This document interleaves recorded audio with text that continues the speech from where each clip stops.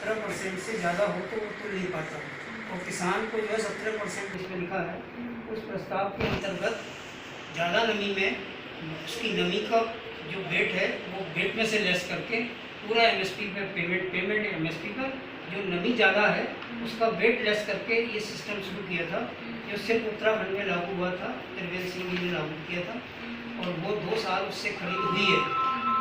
अब उसमें जो कुछ दिक्कतें का ज्ञापन हमने भारतीय किसान यूनियन की ओर से किसानों को धान खरीद में आने वाली समस्याओं के बारे में दिया है।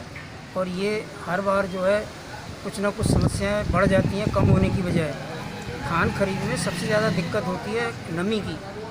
सरकारी केंद्रों पर 17% नमी में धान खरीदा जाता है, जबकि किसान का धान जो है जो काटता है वो तो किसी का 18 आ जाता है, किसी का 19 आ जाता है, किसी का 20 आ जाता है। इस समस्या से निदान के लिए हमने राइस मिलर के साथ बैठ के एक फार्मूला बनाया था कि अगर किसी की नमी ज़्यादा है तो वो नमी काट कर एक फार्मूला तय किया गया, उस पर धान खरीद हो जाए, नमी का जो है वज़न कम हो जाए, एमएसपी मिल जाए फिर रेट में।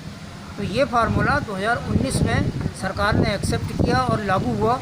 इससे पूरे क्षेत्र के उत्तराखंड के किसानों का बहुत फ़ायदा हुआ और ये उनको 24 घंटे में राइस मिलर ने भुगतान दे दिया, सीधे धान राइस मिल में चला गया।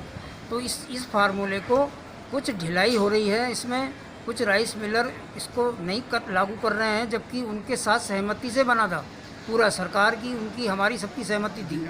अब उसमें राइस मिलर्स को उसमें एक बहाना बना रहे हैं कि हमारा पेमेंट लटक गया, हमसे तो किसानों का 24 घंटे में दिला दिया गया हमें, जबकि वो कई महीने में साल भर तक में पेमेंट मिला।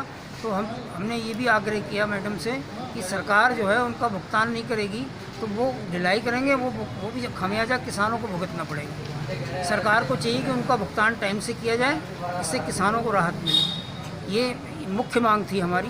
इसके अलावा भी उसमें ज्ञापन में कई मांगे हैं, जैसे जो लिस्ट आती हैं तहसीलों से किसानों की, वो लिस्ट सब गलत होती हैं।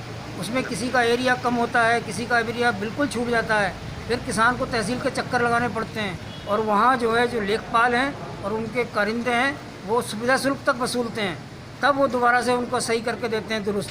तो इसमें जो है उनकी लिस्ट सही होनी चाहिए, ये तहसील का काम है, किसान की इसमें कोई गलती नहीं है।